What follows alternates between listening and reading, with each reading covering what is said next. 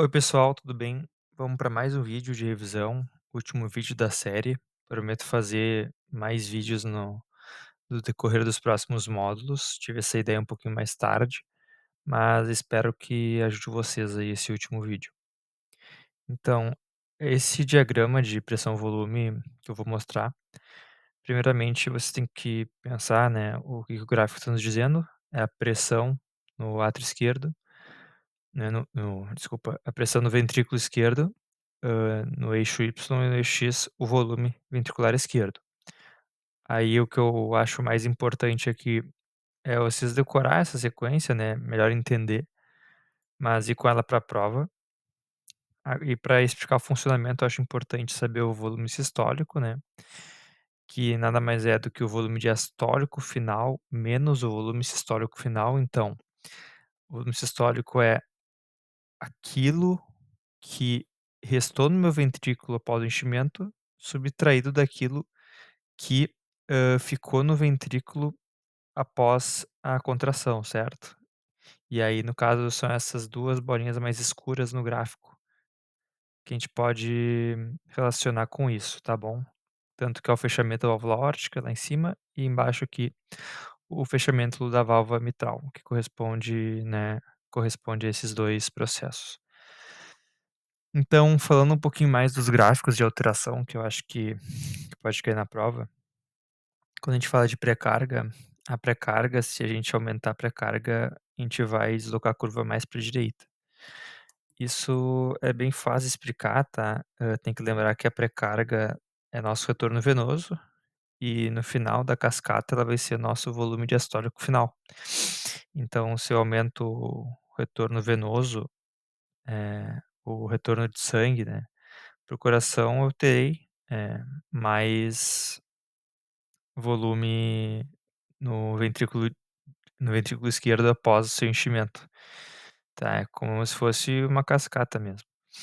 Lembrando para explicar para você, só para vocês não se confundir, que realmente esses 3 gráficos, na vida real, digamos assim, eles é muito dinâmico, isso não acontece de uma maneira isolada, mas para fins de estudo, considerem essas alterações como se fossem agudas ou como se fossem isoladas, porque elas vão se relacionar.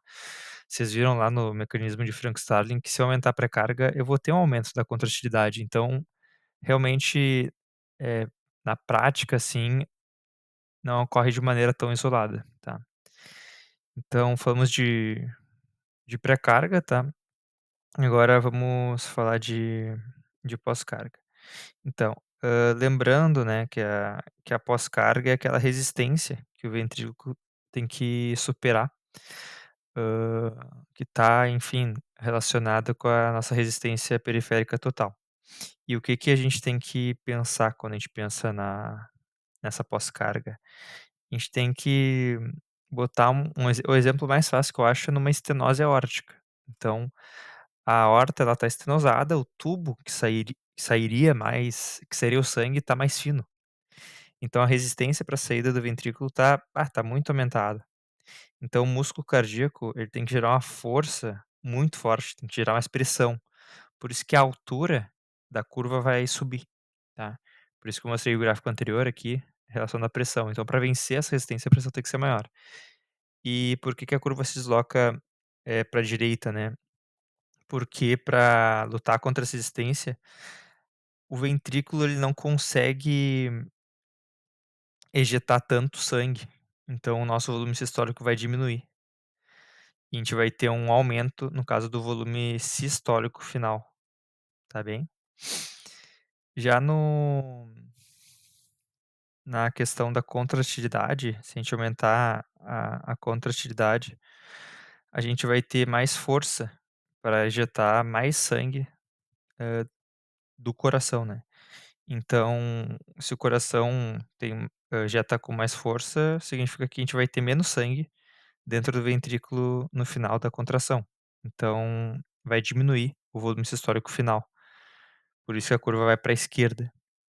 Não é que se a curva vai ficar maior, quer dizer que os parâmetros todos vão ficar maior. Geralmente, se a curva ficar maior na horizontal, o volume sistólico, né, que vocês viram aqui, vai ficar maior.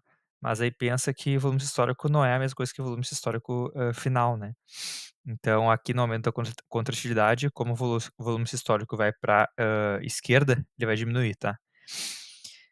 Aí eu acho que vocês podem relacionar agora, sempre que eu falo, naquelas perguntas indiretas que a professora pode fazer. Se eu der nitrato pro paciente, o que que vai acontecer? Venodilatador, o que que o venodilatador faz? Diminui a carga. Então vocês têm que pensar numa coisa contrária que eu aqui expliquei para vocês. Se a gente der, hã, não sei, se o paciente tiver hipertensão, então vai ter aumento da pós-carga, certo? Se eu der algum inotrópico para o paciente, uma dobutamina para o paciente, tá? O que que vai acontecer? Vai ter aumento da contratilidade. Então acho que sempre tem que pensar nos efeitos nas perguntas indiretas que podem fazer um pensamento contrário, né. Por exemplo, a professora só deu aumento aqui, aumento, aumento, aumento. E aí se ter algum outro efeito que seja, na verdade, diminuição. Aí acontece os erros, né. Tá bom, pessoal, acho que é isso, bem rapidinho a revisão, só para vocês relembrarem esses conceitos, tá. Muito obrigado e boa prova.